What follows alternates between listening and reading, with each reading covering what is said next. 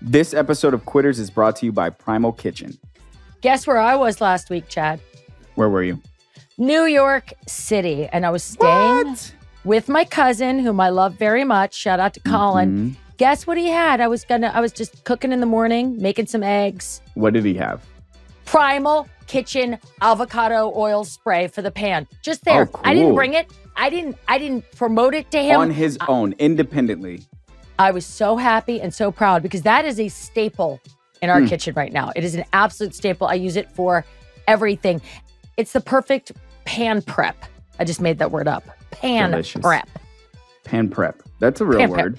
Is it? We have all kind of Primal Kitchen stuff in our kitchen, including the avocado pan spray. We also have stuff like the vegan sweet potato fries, the pesto keto cauliflower pizza. We just have like delicious Primal Kitchen-ness all over the place. You know, I was a child of the 80s. Back then, it was all no fat, no fat, no fat.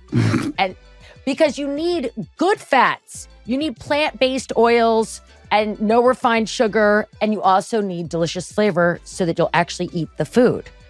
Plant-based oils, you need them. They're part of your diet. They're an important thing for your brain and your body. And when I eat Primal Kitchen, I fill up, I feel good, I don't crash. I like it. I feel the same way. I feel like I'm eating real food, and then afterward, I feel like I have energy. I feel like I can just like, it's not all like squishy and lumped up in my body somewhere. I don't feel gassy. I just feel like I feel like I can lay down and I don't have to like sit up till my food digests. It's great. I'm a pretty clean eater. You are. Primal Kitchen slotted in really nicely with my current diet. They just made it easier and they gave me more options. I really like it. I like their salad dressings. I use them for everything, by the way. I use them to marinate, put it on salads, put it on vegetables, anything you want.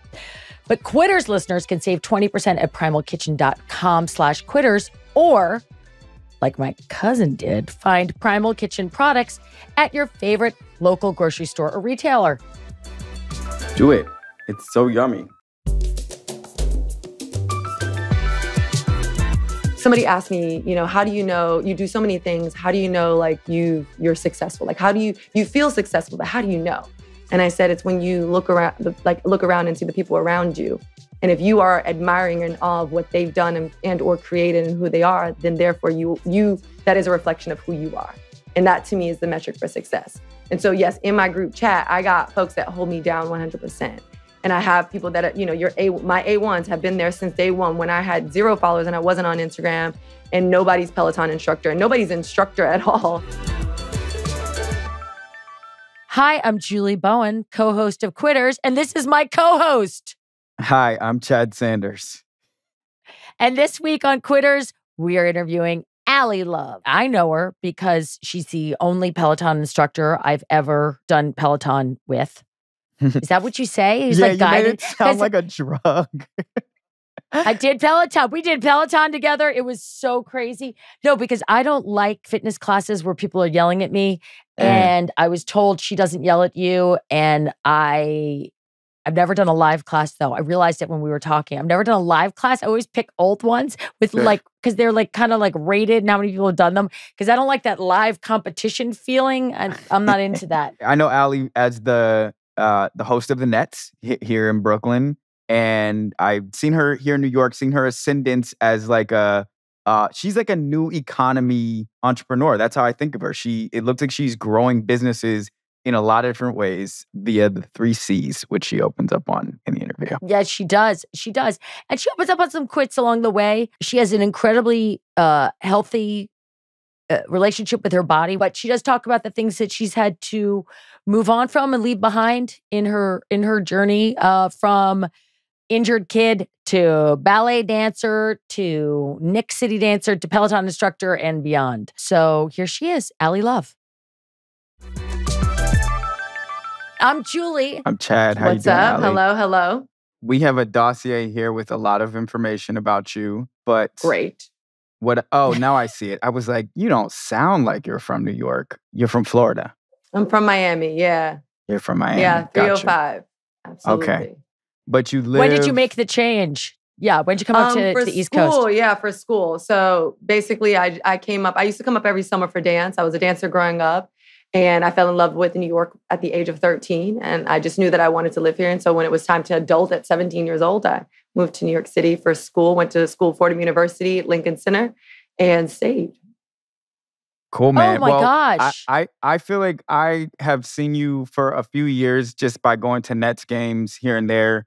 Our producer, Rachel, is a big fan of what you do with Peloton. We know a little bit about you from this dossier and just like from your, your public persona, like not persona, but your public feats now. And we're going to try to like get to, I feel like there's some unexplored surface area for you just like as a person. That's where we want to go. Sounds lovely. Let's do it. I'm a fan as well. Rachel bought a Peloton and put it in my house because she didn't have a house. And I was like, I'm not getting on that thing. Wait, where does Rachel live? She doesn't have a house. Like, she was just like, she doesn't Rachel's have a house outside my door. She slips in a hallway right now. She slips down the street. She has an apartment, but it isn't big. She felt like there wasn't space for a Peloton and I had space. So she's like, this is my Peloton and I'm putting it in your house. And I was like, that's great. I'm never touching it because I don't like people yelling at me. She goes, Allie Love won't yell at you. She was right.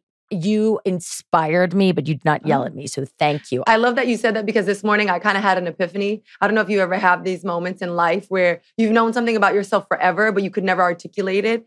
And so this morning I recognized that I have a really strong visceral response to people in my personal space. Like I've always known it and it's very practical, but I never recognized it fully. And this morning I was just like around folks and I was like, whoa, and I was like, ooh, I'm coming to terms with that. I think I've always been this way. I need you to definitely give me space. Like, I just need you, like, you don't want people yelling at you and I don't want people rolling up on me. And yet you live in New York City. It looks like in Fort Greene or Manhattan.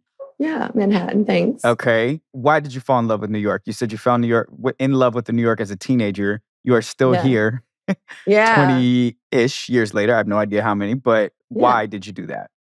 Well, I love that you connect that. I don't like people rolling up on me and you're in one of the busiest cities. Subtle shade, Chad, but I'm here for it. Well, you know what it is about? Too. I live in New York too. What it is about New York is like nobody wants to be in your space in New York. They just don't want you in theirs. And everyone owns all the space in New York. Like on the sidewalk when you're walking, I think every individual on this call, when you're walking in New York City, it's like your sidewalk. Like this, I was here first in a sense. Everyone feels like they were there first. And so it's not about getting into anyone's space. It's about making sure that they stay out of yours. So I love New York for that reason. I think that there's an element of rhythm that happens. There's a rhythm of New York that I love in terms of this fast pace, this thoughtfulness, this grittiness, this high bar that everyone really cannot make it in New York. And I think for me, as someone who is an A-type personality, who has really high benchmarks for herself, I think it's like I want to hang with the best. And for me, not that Miami wasn't that, it's just that New York gave me that. Just a little background for the 4 people on earth who don't know who Allie Love is. She's currently like the in-house host for the Brooklyn Nets. She is a Peloton instructor, but you started out as a dancer and a dancer who had a terrible, terrible accident as a child. And you were told you couldn't walk again and you wouldn't dance. So how did you get past that? Because dance is pain. Were you a dancer before you had the accident? Oh. I mean, I'd like to think so. Absolutely not, though. I was not a dancer. What ended up happening was, at the age of 9, I got hit by a car. And as I continue to tell this story over the last 3 years, I feel like I've started sharing it over the last 3 years. Yeah. What has evolved from the story isn't necessarily the accident itself, but it was more of their transitions, right? I read a book where they're called life quakes. And in an average person's life, you will have about 5 to 7 life quakes. These are pivotal, traumatic turning points. This could be anything from losing your dream job, losing a loved one, being, shocked with news, i.e. 9 years old, Allie Love gets hit by a car, life changes, almost dies in the hospital for 7 days, 5 days in traction, waiting to have surgery because they don't have the instruments to do a hip surgery for a little kid. Usually it happens to young adults. And I tell this story, and I've been telling this story for a while now, in that I had this conversation with my mom. She talked to the doctor. It wasn't going well. And she was just like, hey, and I say it so, so cash, but she was, it was a serious conversation of just like, you have to figure out what you want. Like we wish we could trade places for you, but you got to figure out what you want, because if you want to live, then you got to pray and fight for your life. But if you want to go on, That is totally up to you. And again, I say it so casually. It didn't happen that casually. It was a very intense conversation. And I quote my mom, even though to this day she says she blacked this out, is that I said, you know what, I'm going to fight and I'm going to continue to fight for my life and pray. And those two things are the two things that allow me to do what I do today. In the darkest and the lightest moments of my life, I'm able to pray and fight for my life. And so it was through dance. This was a conversation that they had with you as a 9-year-old. 9 years old. 9 years old. And you know what? I commend her because even today, she's always down to have tough conversations. Hell, she just loves to talk. That is tough. This is where I get it from. But yeah, but it's like she had the fortitude and she provided me the responsibility and onus to decide what I wanted to do for my life. And I think being able to make a decision at 9 years old about my own life, knowing like, these are my options. This is what I need to do. Like, I need to fight. I need to like make sure she's like, and then again, when I said I wanted to fight, she was practical. You need to eat food because I was not eating. She's like, these are things the doctor said. You need to hydrate. Like, we need you to keep things down. Like, so now I know what I started focusing on, hyper-focusing as a kid. You know, you tell a kid, in order to go outside and play, you need to finish that plate of vegetables. They have a goal. They're hyper-focused on that goal, and they're going to do what it takes to get there. And that's exactly what my mom afforded me, that opportunity to be hyper-focused on. Okay, I need to fluids, food. I need to stay awake. I need to go to sleep at like certain times. Like, she was like, it's time for bed. Like, you need to rest. And so all those things, I think, was a combination at a young age of learning how to make decisions in my life. That car accident almost killed you, right? Yes. Yeah, that's what it sounds like. How often do you think about that every single day? No, I don't think about it as much. I do talk about it. So interesting enough, Chad, like I talk about it more now than I ever have. And it was in the pandemic. Because one, I don't like when people feel sorry for me. I don't want people to, Right. but then I also don't want folks to look at me with rose-colored glasses like she has it all together. And I think most people's lives are somewhere in between, right? You're trying really hard, you're trying your best, and you're putting your best foot forward. And there's some stuff in that closet that you've dealt with or dealing with, and some of those life quakes. And so I live somewhere in between. And so I started sharing this more so to kind of sculpt the story and the narrative of why, which kind of, you mentioned, Julie, is like, I'm not yelling at you, I encourage you. Why are you so quote unquote positive or motivating?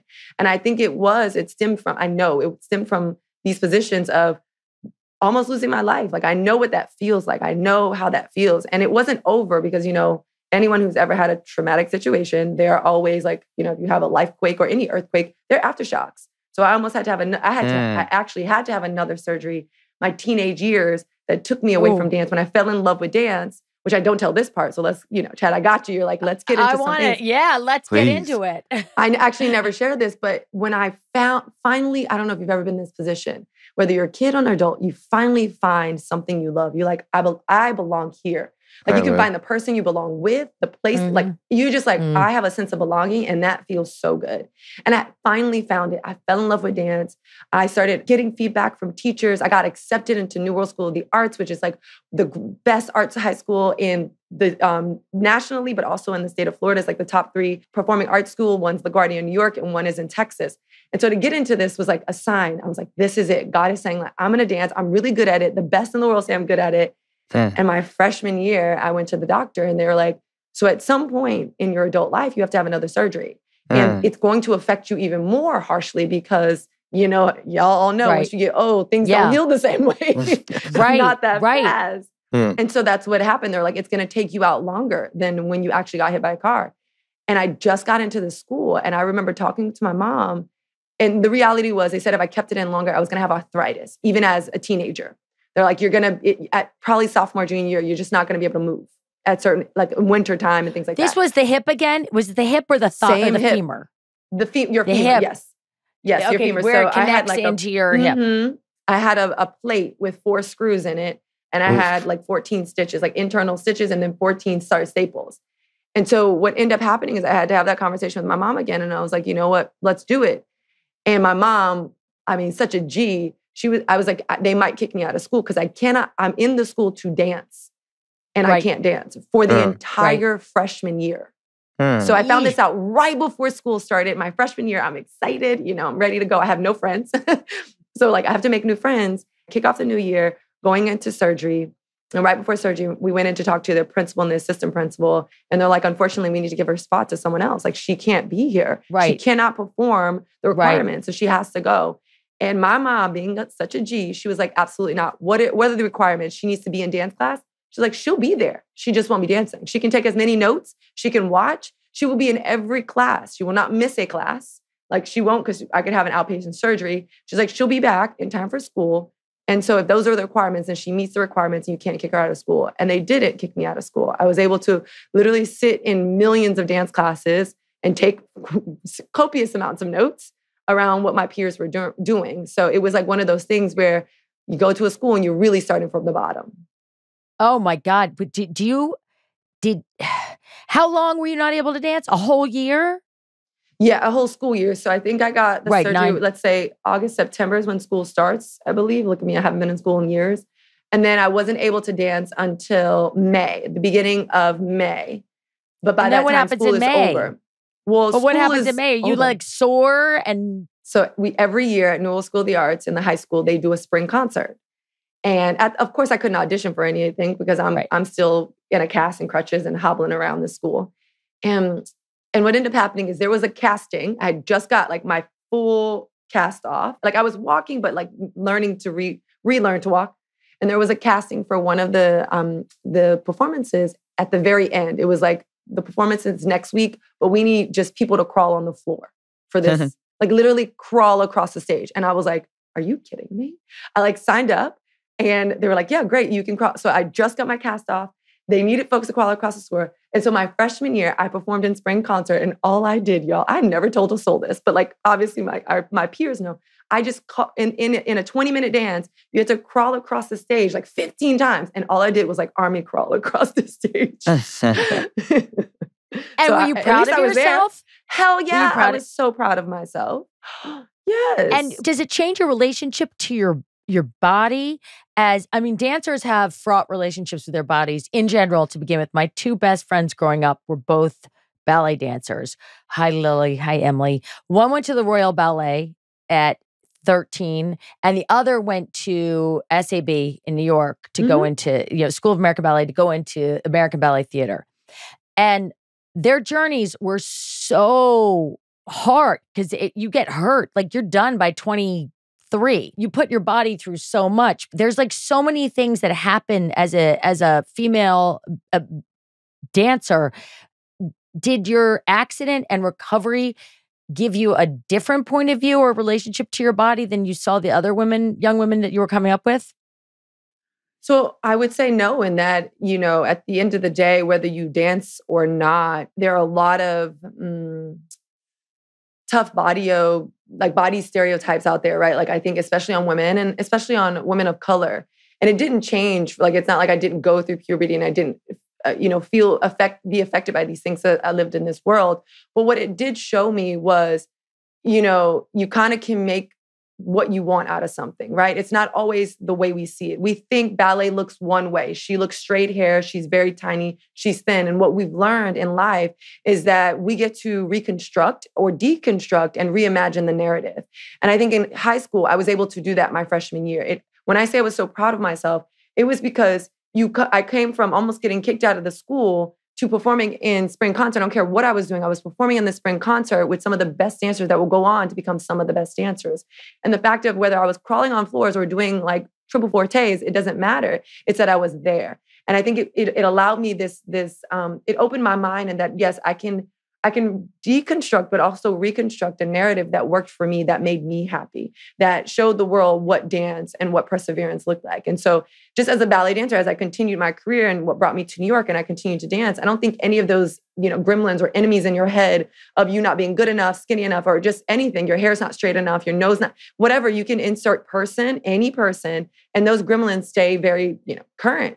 And so I don't think it eliminated any of that. However, it gave me something to point to that said, it worked for me then, why wouldn't it work for me now? And so this ability to, like I said, make decisions around my life, but also reimagine what my career could be or who I could become was available to me because I've done it on a small scale. And now a word from our sponsors. Julie, it recently came to my attention that President's Day is this month. Yes, I know this, Chad. It is right there on the school calendar, and my whole life is a school calendar. Have you ever noticed how presidents start to look old very quickly? Yeah, it's a very stressful job. First up, my personal fantasy boyfriend, Barack Obama. When he started his presidency, he looked like a young, foxy dude. And by the end, he had quite a few grays. Still a total fox, but I bet he wasn't getting a good night's sleep. You know what those presidents need? Presidents like Barack Obama who aged quickly in presidency? A sofa mattress? A sofa mattress. Exactly. That's what I think. Maybe former President Barack Obama should have gotten himself a Sattva luxury mattress like the ones we both have. I love getting into my luxurious 3-inch pillow top. I fall asleep right away, wake up refreshed. That's the best feeling in the world, that right away refreshed feeling. If you're listening, Mr. Barack Obama, you're in luck. Because during the month of February, in honor of President's Day, you'll save $200 when you purchase $1,000 or more at saatva.com/quitters. That's SAATVA.com/quitters. You know what I don't understand? What? I don't understand when jogger became a thing, but I also decided I don't care. Because I tried my new Vuori joggers. They are amazing. Have you tried yours? I'm currently wearing my joggers. Yes. And you are an actual jogger, so I feel like these are perfect for you. You jog. I would never jog in my joggers. That's the crazy thing. I jog in my Vuori leggings. Oh. Yes, I do. But I think that I feel like if I wear leggings, they're for exercise, but my joggers are like go anywhere pants. Like I see. My friend calls them my putter pants. Because I putter around in them.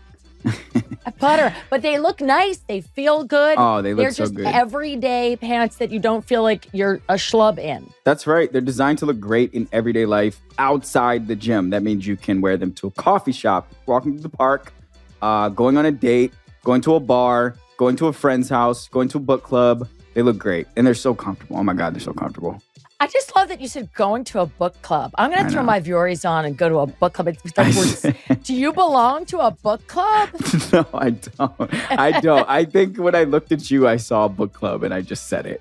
Well, back to Vuori then. Fine. Vuori is an investment in your happiness. For our listeners, they're offering 20% off your first purchase.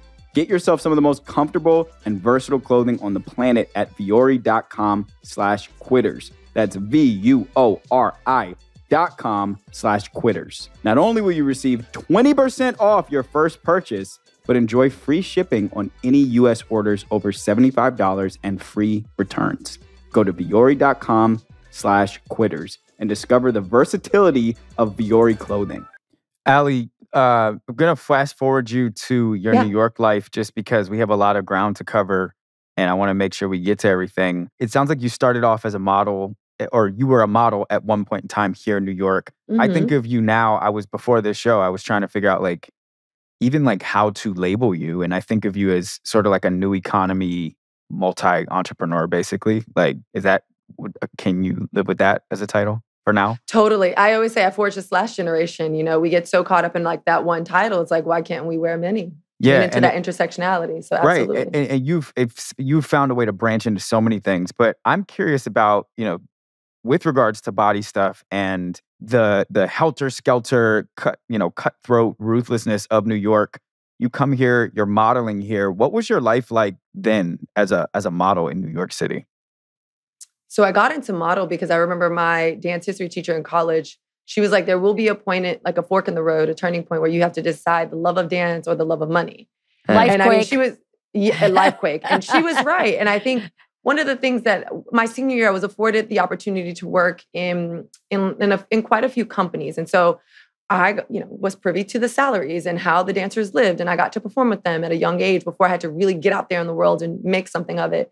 And one of the things I came to terms with is I do not have the luxury. I do think it's a luxury to be a starving artist in some capacity. Not all, but in some. I do not have the luxury, and nor do I have the desire to be a starving artist. And so I did, in the words of my teacher, who later called me a couple years later and was like, what are you doing with your life? I didn't take the love of dance. I don't want to say I took the love of money, but I knew that I, as someone who came from a family as the first college graduate, my mom is one of 10 kids. I have loads of cousins who live all over this country. And to come to go to college and graduate, be the first to graduate as one of the youngest cousins was a big deal. But I also knew that there is a legacy that I need to create for my family. And then it's not just my story. It's to make sure that my mom is okay and make sure my sister has opportunity. And so I had to change it up. And I remember, you see on TV, you hear about it, like these models make all this money. And not that I didn't think that I couldn't model. I just knew that I could in some form. And I found out I was researching online and I was like, how to get signed to a modeling agency. I sent my information. I think at this time, it was Wilhelmina. I called and they were like, great, hold on. They put me directly to someone, which I don't know who was working the front desk, but it was it was aligned because you don't normally get that. Agent got on the phone and was like, great, come in tomorrow with photos of yourself. I came in, sat down. Wait, what did you say to that? Like, hi, my name's Allie and I'm a ballerina. And I want to be a model. And they were like, okay, hang on. Let me put you in charge with Mr. Wilhelmina. Yes. It was something to the I always lead with, this is a fun fact. And I would say my husband doesn't love it. But I think when you call someone, to be honest, Julie, if I called your phone right now and you picked up and I'm like, hey girl, this is Allie Love. You literally would pretend, at least for 10 seconds, that you know me. That's a good trick. Oh, I see. Oh, so you're like, hey, it's Allie Love. And so for a second, they're like going through the mental Rolodex being like, Allie Love. Do I know this Allie Love? So it gives you get on the inside faster. Okay. Yes. Smart. So and one of the things, usually at a company, someone will pick up the phone and they're not always the same person. So I'm like, hi. And I'm like, wait, who's this? They say their name and I'm like, hey, so-and-so, it's Allie Love. Now they think they need to know me. So I led with that, which was all my go-to. And I was like, yeah, I need to be transferred there was a fitness modeling board that had just started. And I did some research. I need to be transferred over there. Picks up the phone. I say, I probably have in my head, I'm I have 30 seconds before this person hangs up on me. And he was like, legit, come in tomorrow, bring your book. I came in and I had some. Did you have a book? I didn't have a book. I read a lot of books, so that worked. What are you coming in with? I ran a CVS. I got a photo album that looked like a portfolio, and I put a bunch of photos in there. And he came into the lobby. I didn't even go back to the desk. Looked at the photos, and he was like, great, I'll be right back. Came back, gave me a contract. Look over that. Let me know. I need to know by Friday. And I was like, okay, fantastic. And also, I don't know how any of this works. So now I got to go ask some people how this works. And I'd read the contract. I ended up signing it. And I started modeling for Wilhelmina, which I will say was a great experience because not only was I able to make money at that time, right? I could make some money and save money. But I met some of my best friends who I currently know today. A few of the Peloton instructors also were on that board as well. And so we end up meeting each other at a very young age or knew each other prior to that through the dance world. And so I was able to reach out to them and say, hey, I need some help. And vice versa. When we got new folks on the board, they reached out to me and I was able to say, this is how it works. What kind of money do models make at that level? So I think it varies. And what was great about this, and this is my key if anybody ever wants to get into modeling. So you get day rates, right? And a day rate can be anything from $1,500 to $30,000. It depends on who you are. So there's a wide range and what your skill sets are and what the outlet is. But where the money was in my mind, and I'm always keen to listen. I eavesdrop all day, especially on professional conversations, not private. I have no interest. But whenever I was in the office, I would be keen to see what are the other models talking about with their agents. And I would just kind of listen. And I found that fit modeling, which is when you have not perfect, but you have standardized measurements, right. You can work for a brand for a very long time. And I was like, you know what? That's what I'm going to do. So I told my agent, this is what I want to do. Send me on these castings, even if you don't think I'm the right size. You never know. Let me see. And I ended up booking Victoria's Secret. And I did their sport. So they had Victoria's Sport. And I ended up working for 5 to 7 years as a fit model, two days a week. I had consistent income, no matter if I booked a shoot or not, which I did book shoots often. I was very fortunate, but I ended up having a consistent modeling job to save money, to literally make money. This New York City. So I'm outside the glass on the modeling industry. I know some folks who worked in it. I saw their lives change. I saw their social lives change a lot in that industry. And I got a sense that they were starting to make some money, but I couldn't really tell. Can you say what kind of money? What's the... Yeah. And I love this. I will say, I want to preference this by saying, I love this conversation because sometimes when it comes to money, we get so nervous. And I think the reality of it, especially women, is that in the workplace, you don't talk about what you make. and you keep it so private. But it's like destigmatizing this concept of talking about money and getting comfortable with the fact of when you know better, you do better, or you ask for better. Yeah, right? yeah. And I think that is important. So, that's for how example, they suppress wages because we don't talk about money. Yes. Okay, and that's Chad has an excellent podcast that was just nominated for an AMB over at Audible that is all about, well, you tell him. You say, you give him No, the I log was just line. going to say 3 AMBs, but three. that's neither here nor there. It's called Direct Deposit. It's on Audible. It's all about what happens when Black people get money, like and how we get money, basically. So these are genuine curiosities. I'm not trying to be invasive. I always wonder about models. I always wonder about like what kind of agency do they have for themselves by way of how much like the money that they're making. I have watched some sort of leverage the social contacts that they make by way of the job, but it's a little dangerous, right? Because there's also like shady people connected to that industry who will try to leverage them for whatever they want. And so I really am curious. Like, I know how expensive it is to live in New York. Like, what kind of money do these people make? So, I mean, I don't know. I can't speak to that. But what I can say is the industry is different, right? You have various areas of that industry, especially now because now everyone, quote unquote, can be a model. You're on Instagram. You have a following. Therefore, you are now the new magazine, right? You are now the new subscription. Your following is a subscription. Right. And I think that right there you can leverage and monetize. And that's what most folks do. I think in the world that I played in terms of having an agent and everything being more so behind a paywall and being protected that way, and not necessarily like engaging on Instagram as much then. It was more of like focusing on how can I make sure I maximize my clients. And no shade to either. It's just that was the area that I played in. And so as a fit model, you make $250 to $500 an hour depending on the client.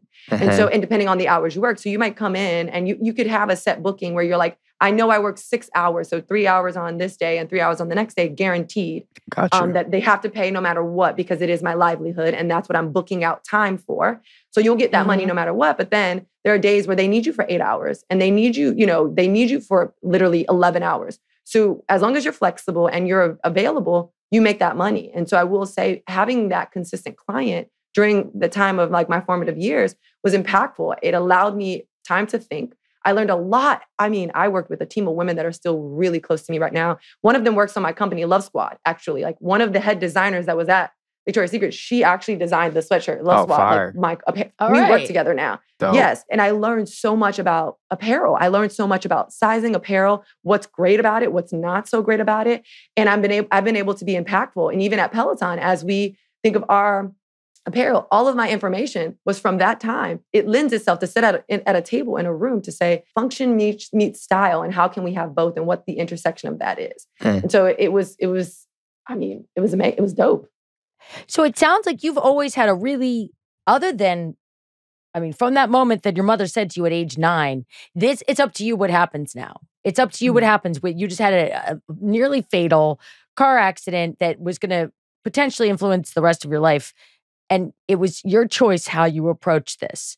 And you chose the path of getting better. It seems that you've always had a really healthy relationship with your body, whether you were healing it, whether it was serving you as a dancer, now as an instructor. And then also when you were essentially, there are lots of pivot points in there where you could say, and you're surrounded by mirrors all day or whatever, where it can become a lot about your body, about your insecurity, about your body. Talk to me about how that's not a part of your story. Do you understand how rare it is? There's one thing to talk about something, and there's another thing to amplify and breathe life into it. And what I'm not saying is like with my body, it's not something that I don't necessarily breathe life into and amplify in that capacity. Whether it's like, the relationship I have or what I'm eating or whatever, I'm very mindful about it. I think I have quote unquote healthy relationships with myself, my spiritual self, my mental self, and my physical self. And then I have unhealthy relationship with my spiritual, mental, and physical self at times. And I think it's ebb and flow. So I am definitely more, I advocate for talking about it, but in the capacity that it doesn't trigger anyone that's listening, right? Like we got to be mindful that the listeners are listening. And what you want to do is like empower them. And so when I do talk publicly, I'm very conscious and I read a lot about this because I don't know everything. I know how I feel and what I've experienced. But even like on my Insta stories just this week, someone asked a specific question around getting to a shape and or size through fitness and some advice. And I said, I'm not a nutritionist, but what I can say is that I don't use the word diet. I use the word eating habits. Eating habits are very personal. And the reason for that is that we all have different sensitivities. So what can work for me and look like it's working for me potentially may not work the same way for you because your body may react or respond differently. And I think what I've done and I've been conscious of over the years is even in the unhealthy times and in the quote unquote healthy times, I've just tried to tune into the body that I have. My body will fight to live. No matter how I feel about it, what size I think it should be, or if it should have this or not have this, is that what it's put on this earth to do is that it's designed to fight for life. And I am grateful for that. And so that's the thing that kind of grounds me. That's what I come back to. So again, I don't necessarily talk about my body in relation to modeling or talk about my body in relation to fitness because I don't think that those things are of substance to motivate anyone to continue to work out or continue to choose healthy or continue to choose themselves. I talk about it as your body is in relation to space. In your community, what are you giving? In your conversation, how are you influencing positively? And I think those are elements where your body still shows up, but you are showing up to impact the space and to be impactful in a positive and or motivational way. I don't give my focus to things that don't, like if it ain't thriving, I'm good. I'm not trying to talk about it kind of thing. And so but was there ever a point when you had to get your brain into that? And I'm not saying go negative. Do not, I hear your message, but the pivot points in your career, which has been a very physical career, from dance to modeling to all the things that you do, and a fitness instructor, that where you have those conversations with yourself, small moments where you go, we're not going into that. A negative thought pops up, and you don't have to go into what the negative thought is. Just how do you address it, and where do you go with that? Well, I think, like I said earlier, absolutely negative thoughts about every part of me pops into my head. And it's not necessarily like all of a sudden, Allie Love just always thinks positively and then she's fine. No, it's not that at all. But what I recognize is that there are places that I can go to get that are my source of strength. And so in those moments, I have a group chat. I call them my love squad, my friends, where I'm just like, this how your sister feeling today? Like, can I get some words of encouragement? So I don't think I don't hyper focus on it. And I know there are times that I could. And I know there are times that everyone's like, you're allowed to. Like, I try not to live in that space too long. And I tend to use my friends and, my husband, where if I'm starting to feel not so good in my body, either one, I know what I can and what's available to me to do. Like, okay, these are the workouts that I probably want to start doing, or these are things that I've consumed that I should probably let up on and be more moderate in what I'm intaking and having such a good time in terms of like staying out late and not sleeping enough and all those things. So I know exactly what to do. So I'm just like, if I want to not feel this way, then I need to do the things that make me feel good. And so in tandem, I talk to people like my close friends, and I'm just like, not feeling my best self. Help me out. So human connection is important. I'm curious, Allie, speaking of your group chat, how has and just given that we are both Black folks and live here in this city, I bet I know somebody in that group chat. I'm sure. But how have the people closest to you been a part of and watched the Allie Love ascendance to what you are, and what you're becoming? Like, how have they responded to that? Yeah, very, warmly, in that I'm like smiling for those of you that are just listening. I'm like smiling ear to ear. And it's because somebody asked me, how do you know you do so many things? How do you know you're successful? Like, how do you feel successful, but how do you know? And I said, it's when you look around and see the people around you. And if you are admiring and awe of what they've done and or created and who they are, then therefore you that is a reflection of who you are. And that to me is the metric for success. And so yes, in my group chat, I got folks that hold me down 100%. And I have people that, my A1s have been there since day one when I had 0 followers and I wasn't on Instagram, and nobody's Peloton instructor and nobody's instructor at all. When I was in the club, bottle waitressing and doing all those things, What they club? were my friends then. Oh, M2, Pink Elephant, all the fun ones. Do you know my these friends places, I knew Chad? you looked familiar. I'm just kidding. No, come on. I'm serious. half kidding. How do you know these? I'd never heard of these places because I definitely not know. much of a. Yes, I definitely know these places. Allie is, She's big famous now, but she's been locally famous around here for for years. Thanks. You know, we're like literally the same age and the same color. So it's very, I'm a hat on a hat on a hat of her demographic. So yes, I know these places. Yay. Yes, please Thank continue. you. I'm sorry, Ali. No, you're good. I think it's like, I'm saying like those folks that started with me in those times and that are still with me in those times, and I'm with them, I'm so grateful for them. And I think the reason, to be completely transparent, is that they are my touch point. Kind of like what you were saying, Julie, like some days I'm feeling myself like, girl, you made it. You're doing great. Like, you know, I'm all on it. Good, positive thoughts. And which is great. And then the other end of the spectrum of like, you're not even doing enough. Like you're just it's never enough. Like you can get into that zone or in that space. But no matter where I am on that spectrum, I have my friends who are coming in to just like always make sure that I'm good and vice versa. And I feel like the fact that they can see that, the fact that they can show up in the celebration and in the crying pity parties, to me, like I said, is a reflection of feeling like this is the work that I've put in is returning to me tenfold in the people that are around me. And so, yeah, like our friend chat is lit every day. I mean, you're a hustler. Yeah, you actually remind me of Julie in some ways, which is to say, talk fast, move fast, run fast. Julie is a fast walker. You guys, if you all were like Disney animals, I think you would be jackrabbits probably, or foxes. You're aerodynamic. Is there anything you do slowly? Like where is there anything that moves slowly in your life? And also, do you feel like the rest of the world is moving slowly and you're moving at a normal pace? I love this because I speak so fast. I know.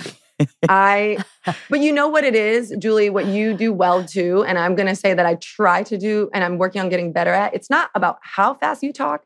It's the idea rate per word rate. So as long as my ideas, and maybe I'm just making this argument just to make myself feel better.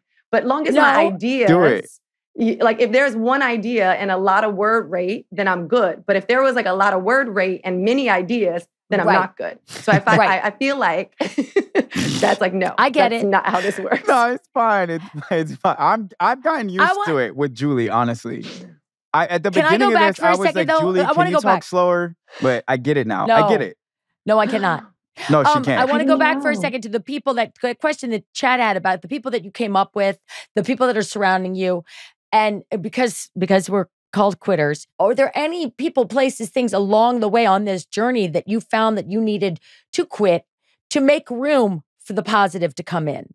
Because that's our take on quitting. Is not about like, oh, giving up. It's about, I've got to make space for the good thing to come in, which sometimes means you gotta quit something, a person, a place, a thing, a habit. Have you had that experience? And were they people, places, or things that you were like, you know what, I want to be a positive person, allow more positivity, and this is not cutting it?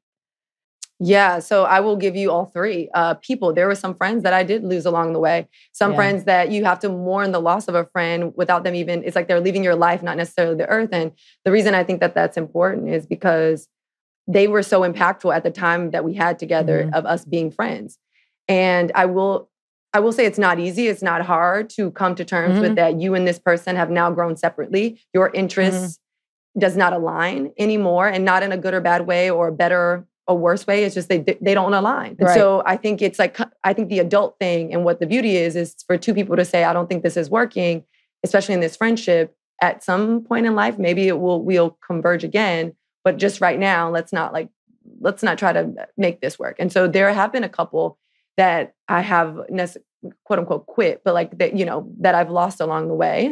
And I will say that not to be optimistic for being optimistic, but because I know them so well and they know me so well, and I pray for this, is that I think we'll converge. Like I think that our interests may align later down in life, and we look back and laugh at the things that we did together. So yeah, I think for me, it was like, I have lost some friends and I don't take that lightly. It is tough to lose a friend. But you seem like such a speeding bullet train. It feels like people who are like falling off would try to like, you know, like grab hold so I don't get knocked off of this thing. Do the people that you've let go of, like, have they gone quietly, or have they, you know, tried to be what's something that's like stuck on the thing, like barnacles? Have they tried to stick? I love that you keep now saying that I'm so fast. Have I been talking that fast today? Yeah. Chad has a really? thing with fast talking people, and it's fantastic that you talk fast. I'm good with it. I'm not. So it's not even loving it. it's just an observation. You move fast. I mean, you're literally a Peloton instructor. Like you move fast. Yeah. It's because I have to speak in the breaks of every song. Oh my so God. imagine next time you listen to a song, think of if you have to get 3 sentences or 2 sentences in the middle, in the song, like every 30 seconds, where would you put it and try to get it in there? And I think it's a skill set. So it is a skill set, and you are uniquely designed for it. I think I've had a little bit of both. I think I've had where I do move fast, and I don't want to like commit that I move fast. I move at my pace. No, actually, I think that everyone moves at their own entitled rhythm. And I think for me, there were mutual separations where it's just like we both are recognizing this is getting a little too tough to try to hang on. And then there are times where you have to have that tough conversation where you're just like, hey, I don't think this is working. You do, and I think that's still a disconnect. Whether we both agree there's a disconnect, or one of us agrees that there's a decides or vocalizes there's a disconnect. There is a disconnect, and I don't think it's repairable at this moment. And so I think I've had both of them. And anytime that I've had these situations, like I said, they've made me a better person. I value my friends a lot, and I'm just optimistic that these people aren't necessarily like done forever. It's just like I think we'll converge later in the near future at some point without it being forced, you know? Yeah. And then you had places and things as well. Yeah, I want to know what they are. Yeah. So definitely places. Recently, coming back into COVID, with like out of COVID and coming into other spaces, I have literally quit being in places that make me uncomfortable. And good for you. So I love that. Such as which? I'm in a crowded places. I'm in people coming at her. People in my personal space. Like the subway? No, I take the subway. No, it's like, for example, if I'm in a meeting or if I am at an event, if I'm at a party and I just feel uncomfortable and awareness, I'm not just like all of a sudden getting to this level of discomfort emotionally. Just like I'm aware that what we're talking about and how we're engaging with each other and treating each other isn't aligned with what makes me feel good, then I will politely exit the situation, the conversation, the space. And so when it comes to places, I have been more conscious and bold. I will use the word bold because it is not easy to leave. And I suffer from FOMO. I'm like, oh my gosh, I don't ever want to miss out. So for me to do this, it is like an adamant quit. It is an adamant, like I have to quit, because the consequence or repercussions of that of staying in those spaces, it makes me feel like I start feeling bad about myself. I don't feel any of the good feels even the next day. It's almost like you're hungover, but you never had a drink. And I don't like that. Right. So I have definitely quit the energy being hangover. in some of those, being in those spaces. And then in terms of like things, so I've definitely quit some things, and I will give you one thing that I've quit is, and I guess it's more of a habit. I stopped waking up rushing. I'm done. Like I want to get that extra minute, 2 minutes of sleep, but I'm not a last minute waker upper anymore. I've never pressed snooze. It's not my thing. But even when I get up, I set my alarm 5 minutes, 7 minutes earlier, and I get up and I move, believe it or not, Chad, move at actually a slower pace in the morning. Okay. So that I don't. That's a slow. Yeah, there you answered the thing. You do. That's something you do slowly. Okay. What time do you wake up? But why is that valuable to you? Yeah. Why is that valuable to you? And how was waking up in a rush not valuable to you? And what time you wake up, Allie? So it depends, but 4:30 or 5:30 most mornings. On my quote unquote off mornings, I wake up at 6:30. I don't believe that early birds get the worm. I will tell you, and I'll get to your question, Julie. I will say the reason I do wake up early, I think actually comes from it comes from a non-altruistic place, and that I like to be in your inbox before you're in mine. So I tell everyone that. It sounds like I do try to work hard and smart, but I do get up early to get into the work before you ask me for anything. So it comes from a place that is probably not the most, like I said, altruistic place of like, I'm just getting. But that's productive. That's how you are productive. You're a boss. Yeah. Okay. Yes. I would say the upside of waking up and not rushing is, one, I don't forget anything. I hate forgetting something at home. For me, it's just, I can't get over it throughout the day. Like if I forget something, all I think about is why did I leave it? How did I leave it? All those things. Number two, I do a morning routine now. And even if it's just, like I said, some mornings, if I only have an extra 5 to 7 minutes, it goes a long way. I ask myself this 2-part question. It's like, how do I want to feel or what do I want to feel today? And the reason for that is that I don't always in my life want to be reactive. And if I don't set that anchoring in the morning of like, and some days I do want to be, I'm coming at them. Like I'm giving everybody's getting the fast talking Allie.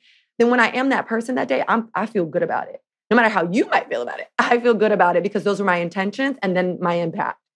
And I feel like if I want to just protect myself, I want to be in the pocket today. I'm listening a lot more. I have to conserve energy because I have a lot of meetings, whatever the case may be.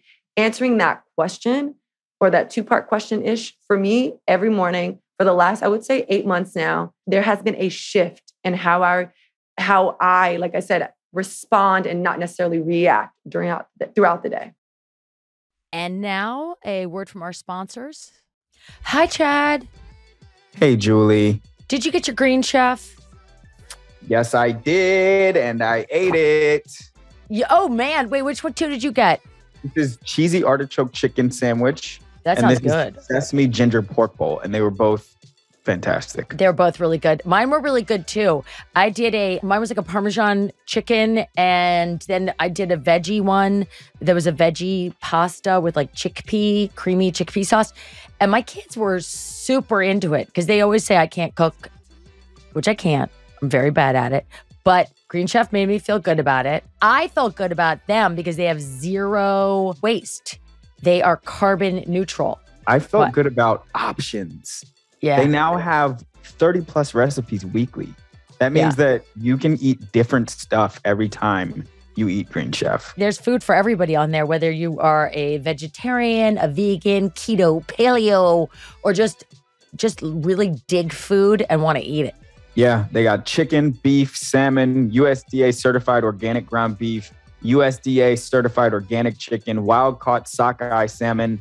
And now you can also add chicken or fish to select vegan and veggie recipes each week for an added protein boost. And with Green Chef, I always feel bad about ordering things because when the box comes, it's like more waste for the earth. But you are actually reducing your food waste by up to 38% when you're shopping with Green Chef because they've done all the back end and everything's recyclable and they are very committed to being sustainable.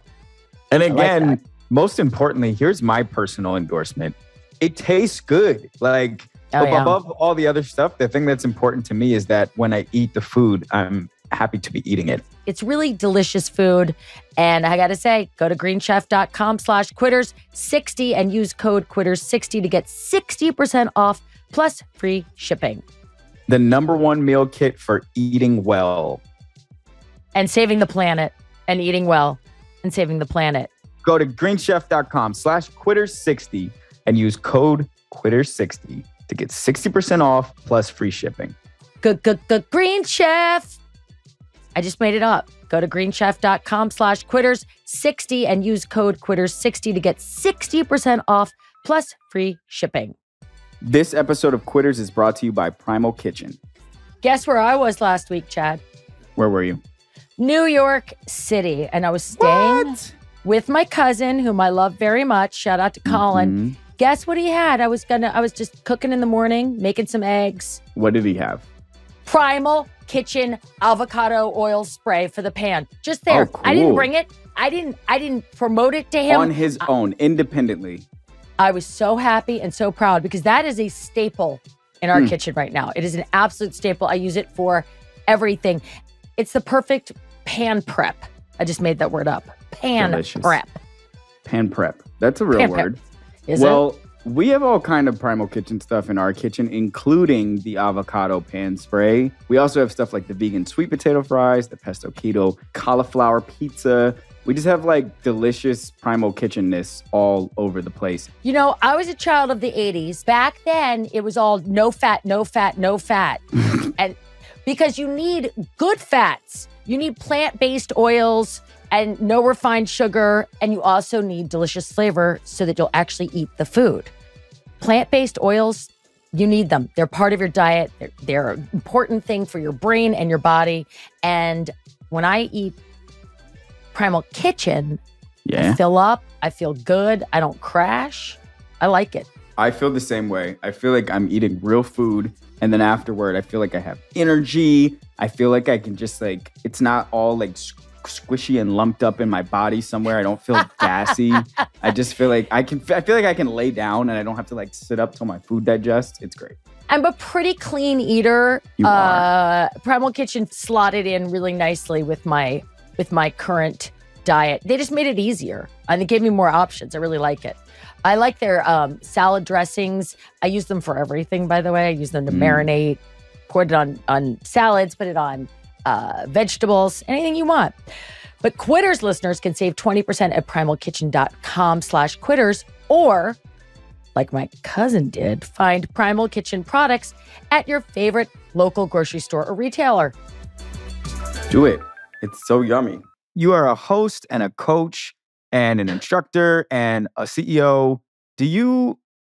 Are you an extrovert? Do you like people? I love people. Yeah.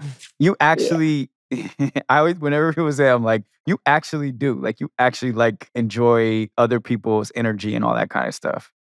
Cool. Yeah, energy is contagious and I love it. I love seeing that. That's why I love our classes with members in it. I like to see how they are reacting and responding to what I'm saying and to the workout. Do you miss the world of dance? No, I don't. What was it like to leave that? Was there a conscious moment when you left it, or you made a choice that you said, other thing, I need to make room for other things, and this is no longer something I'm going to pursue? Yeah, I think life has like a natural progression. And so when it was time for me to go, I didn't miss it because it was the time. And I think when people miss things is because they left too soon. And so for me, I had been dancing for a while. I danced with a couple companies. I was also a Nick City dancer for 3 seasons. And I never made the decision to leave. But I remember our last game of the season, we would do a huddle.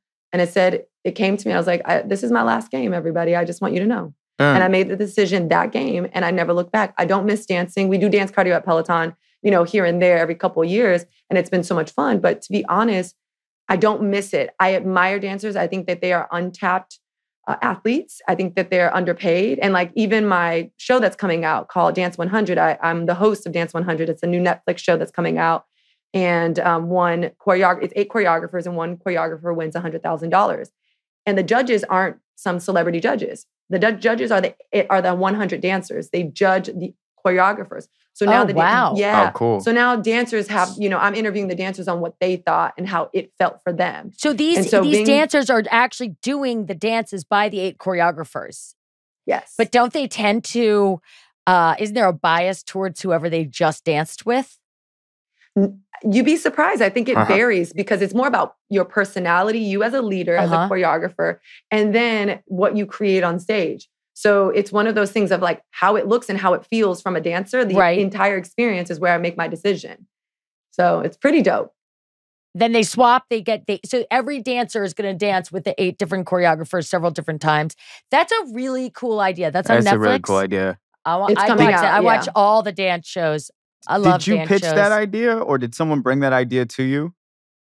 Yeah, they brought it to me. I had a meeting. I thought it was an interview. So you know me, I'm all prepared and ready to go, talking fast, doing all the things. No way. And they're like, great. So they liked it. So when you come on the show, it's going to be in London. We're going to film in London for 2 months. And it was more of like when you do this instead of like if you do this. And so I got out the call and I was like, they kept using this when. And then, they had already casted me from hosting for the Brooklyn Nets. So they saw my hosting for the Nets and things that I've done in the past. And they invited me to be the host for the show. Have people tried to convince you to move from New York to Los Angeles to further your career or not really? No, I don't think that there's anything for me in LA at this point. I love it there, but it's definitely not my vibe. I think for me, it's about that energy and you want to be in a space that gives you good energy so you can thrive. And for me, I want, and this is true, I want to give New York back what it gave me. And it gave me that purpose. It allowed me to find and fall in love with what I currently do. And so I love this city and I love the idea of having a family in this city. I'm sure there's like a lot of inbound opportunity for you right now. Like how often do you say no to stuff and why? So I will say my team does a lot of it, which is very helpful because it's not easy for me. Even though, we talk about decision-making at a young age, I literally was having this conversation with my therapist today. It's like, it's hard for me to make certain decisions. And the reason for that is because my brain works where there's a good decision and there's a bad decision. Instead of like, there is a decision and then this will go this way and this will go that way. So it's really deconstructing how I look at decisions and opportunities. But for the most part, what I try to do is like I said, I've been very fortunate, but also intentional around the people that I surround myself with in the workspace and my personal space, so that it's more of like, let the people in my world who are good at what they're good at do what they're good at. And that's what they do, is like they vet those opportunities and they bring it to me, or they bring it to the greater group and say, this is what we should do and or explore. How do you get to a point where you trust somebody else's taste that implicitly and that they get to know you that well? When you're talking about your team, are these people, you're talking about agents, managers, you're talking about people that work for you in like employees? Or do you not see a distinction?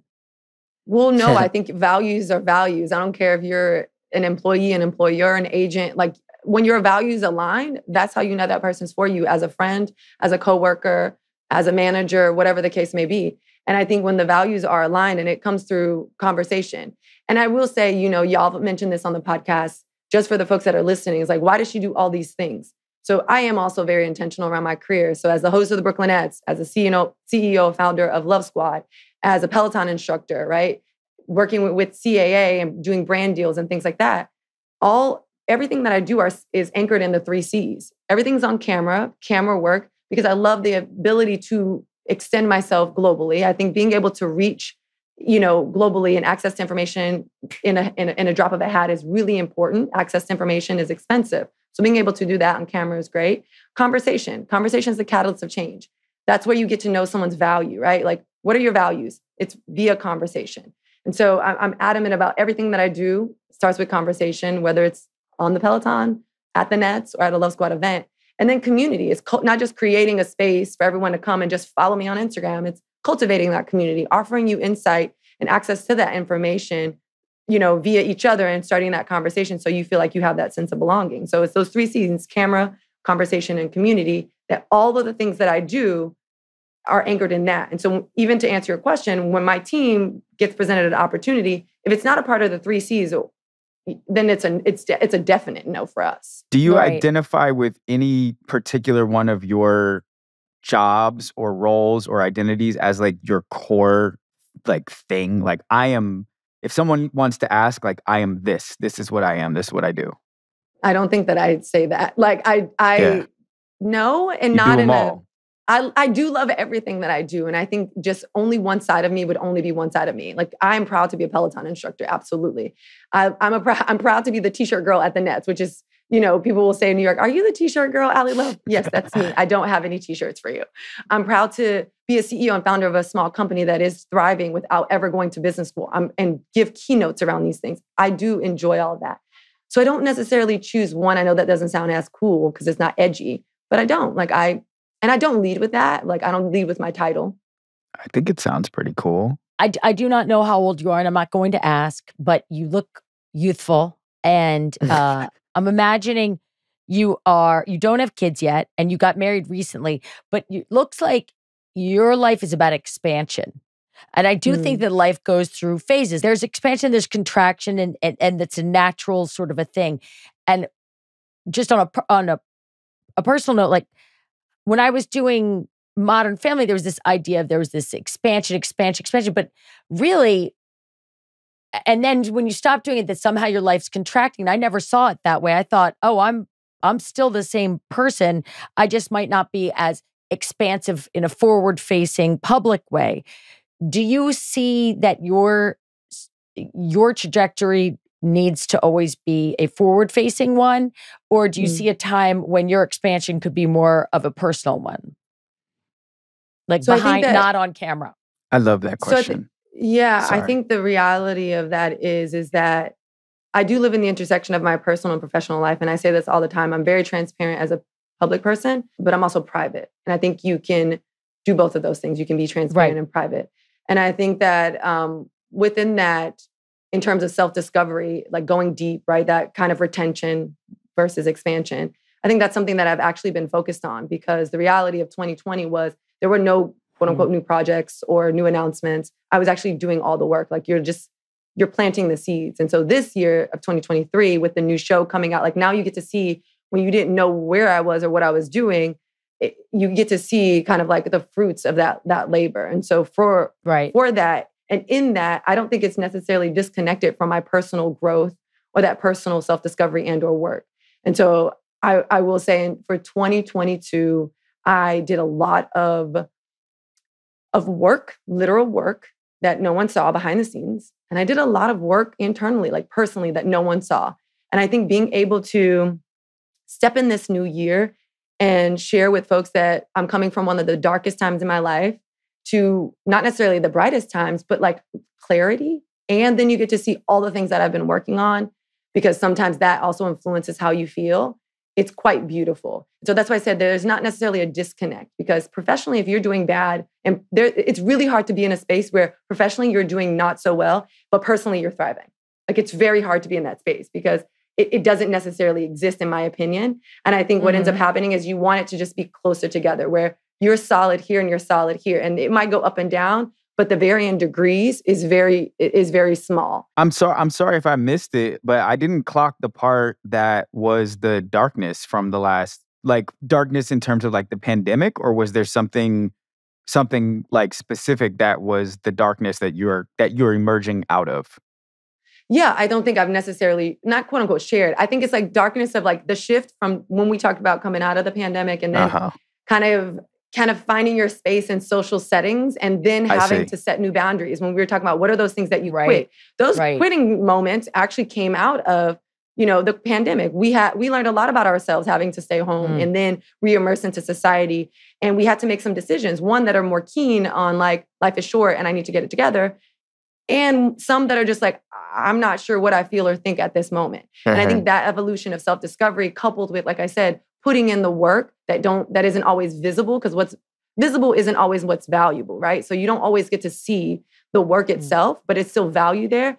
Couple that together, I think, like I said, as I come into the new year, I'm like, you get to see the fruits of my labor. And I now know Allie Love a little differently, than 2019. And now post 2020, I can articulate kind of like how she feels in this new setting. And so I have some of those non-negotiables. You just said what's visible isn't valuable, always valuable. And first of all, I just want to like put a little asterisk next to that, put it on a pillow, a t-shirt. That's fucking genius. I love it. Because that is so true. That is so true. But then this idea of your personal expansion as far as being during the pandemic, that you were doing some more internal work. And yet that is when, at least for me and my friends, that is when you became a household name. Is when everything got locked down and everybody was on a, riding a bike and on a Peloton. It was like, that's when you came into my world. You were not in my home before the pandemic, and then you were in my home. So this idea that you were expanding during a time when personally you were doing some internal stuff must have been really jarring then to reemerge. Sure, you get more and more followers and you've got, sort of accolades that it's kind of all online. It isn't out with a crowd around you. So to reemerge into the world, did you find that you were reemerging into a different idea of a different public idea of Allie Love? Yeah, I mean, we grew so fast, so quickly. And there was, and I will always say, to be able to be in my living room teaching live classes where 25,000 people are in my living room, and to be of service. You were in your living room, not literally. In your living room. Of course, we taught from home. So yes. No, they sent us a studio to our living room, and my husband and I set it up. It looks like a studio. It looks like a studio. Now, so if you go on the platform, there's a tab that says at home. So it's actually instructors and respective instructors in their houses. So that's what we did when it was. Never occurred to me. Never occurred to me. I was I was just focused on you being nice to me and encouraging me. Yeah. Do you feel like the people who are exercising with you? Like, do you feel like you have some feeling for who they are? Because I'm sure they feel like they know you. Yeah, of course I feel like I know who they are. I think also I know who they are from data, right? Like you look at data and say what music is more attractive, what class type's more attractive. And the demographics of those folks that take it. So I can use the data to inform me about who is, on that leaderboard. But also I get to meet folks. I mean, the airport is a breeding ground, which I love. But it's like I get to meet folks randomly on the street who may or may not know me. You know what I mean? And I think being able to have those quick interactions, I get to see, face to quote unquote a name. And our community is really encouraging. And they are people that will come up and repeat things that I've said to them that they use with their kids, or that they remember or that was impactful for them. And I think having that impression, that having the responsibility to have that impression is something that I also had to do the work around, right? During the pandemic, that's what I'm saying. It's like, we're expanding, this is great and to be of service, but I'm also simultaneously dealing with what people on the other side of that screen is dealing with. And I think it's that level of humanity. I showed up and I said, I'm transparent. I showed up with that level of humanity and honesty on social, on the platform, in my classes. And I think people appreciate that. And I think that's what is the stickiness around why I do what I do, is that whether, again, it's camera, conversation, or community, I'm showing up with a level of humanity to say, I'm different, but I'm no different. I'm also too going through this as well. And I'm not going through it alone because y'all are with me and vice versa. And it's a privilege. So Billie Jean King, I always quote this, pressure is a privilege. And so it was a time where there was a lot of rediscovery happening as you become more visible, as things change and you got to stay flexible and you have to pivot every second because information was changing for everyone. Mm-hmm. And you're caring for yourself, your family, your well-being, and doing all that work. So I think for all of us, I wouldn't say anyone else is in a dark time, but I wouldn't be surprised if folks wouldn't use the same description. And is that those right now that there are people, recognizing you on the street and on the subway, I'm sure, and at parties and stuff like that, is that the why that you realized you don't like people in your space like that? No. What I realized is that when I talked about like people in my space, I meant like when someone is like really, really close to you. Yeah, like close talkers. Yeah, like when you're just like, ooh, I think this might be a little bit too much for me. But no. When I talk about folks, it's not like I don't like people. I love people. I love going to parties. I love being in crowded spaces. But I think what I'm recognizing is that I don't have to be in spaces. I actually get to make decisions around the spaces that I enter and exit. And I think that for me was an adult thing. It was like, and people listening are like, duh, I knew that. That's what I do. I didn't always do that. I didn't want someone to feel bad if I left. I didn't want, I started playing this little bit of a game of negotiating with myself on why I needed to be uncomfortable. When the reality was I wasn't servicing anyone being uncomfortable. I just have to identify why I feel uncomfortable, leave the space, and move on. Do you remember a time when you first implemented that? Like, I feel uncomfortable and I'm not going to negotiate with myself. I'm going to say goodbye. A certain party, a certain everyday people. A certain interaction, a certain crowded, dinner. And you're like, yeah. I don't want to get conflated. It's not like super crowded area. So I love crowd. You're going to see me in crowds. I'm fine. It's just the bad vibes. I think it's kind of like, it was a subtle change. It was more of like a conversation or a group conversation where I was like, ooh, I don't want to be this person anymore. So I can listen. I just don't have to, partake. And then it was more of like, I can actually leave this room and go into the next room and not even just listen. And so it was just an evolution of my awareness to say, like, I just don't want to be that person and I don't want to feel that way. I want to feed my brain the good stuff. And it's not to say like I live in this la la land and everything is positive and now it's toxic positivity, because that's not true at all. But I just know this awareness, this internal awareness, which I think is so important, is to say like, how do I feel in this moment? Is this overall and this information that I'm subjecting myself to going to make me feel good and or better who I am? If it's not, and it's time to, for me to leave. Like I'm good for a good kiki and being shady. So I don't want to like say that I don't have my good times with my friends. That's not what I'm saying. I'm just saying like, as I go into spaces, meetings, talking to people, getting introduced, like, hey, I want you to meet, nice to meet you. And I can like, I can exit. Not everyone has access to my time. And I think that to me is super important. No matter who you are and what you do, I think that everyone has that privilege and pressure to do those things for themselves. Julie, are you good at making a bad energy exit? Me? Are you good at getting away from the poisonous vibes? I am. I am, but I still, with other people or in social situations, I am. But this thing that I just wrote down, that I no longer want to negotiate with myself about why I need to be uncomfortable. That I'm not always good at. That can be alone. That could be with my family. That could be that could be in all kinds of situations where I am constantly negotiating with myself about why I should be uncomfortable, and that there's some sort of And I still do believe, and I'm going to have to, it's going to be a long process. Allie Love just sent me on a road. I'm going to start putting it at the very top of a little journey path here. But the idea that that it's okay to be comfortable. I've never thought that. I've always thought if you're comfortable, you're lazy. You got to be uncomfortable to get shit done. But I bet as a dancer, there were times when being uncomfortable or even healing from a broken femur and a busted hip, being uncomfortable was a necessity that you had to push through to get to the other side. But a feeling of emotional uncomfortability, it needs to be separated out from that and looked at for what it is. Are we uncomfortable in a certain situation? Is that a sign from our gut, from our truest self saying, you don't need to be here?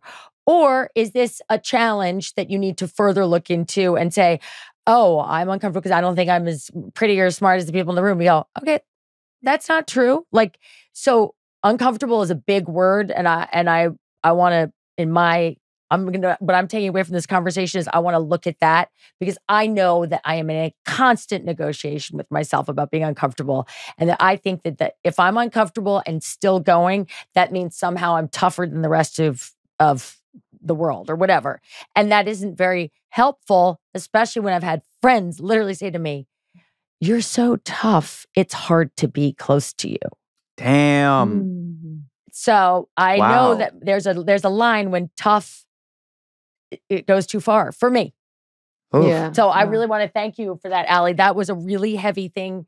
It was just a great statement for us to close on. And I'm so happy to meet you. And Chad's got something to say. I was just going to say, we know you gave up waking up in a rush, right?